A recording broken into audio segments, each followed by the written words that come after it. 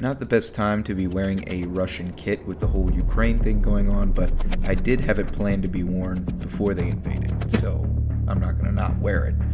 Anyway, I have a digital floor helmet cover from Russia, the Schmears is from Russia, the FSB plate carrier is from Russia, and the knee pads are from Russia. So it is a true Russian kit. I may have a WE M4 with a black variable adapter on it, so it's not really Russian, but who cares?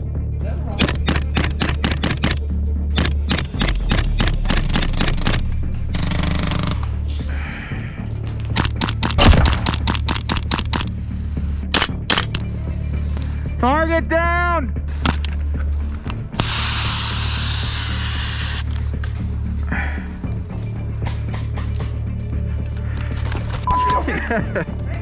Oh man.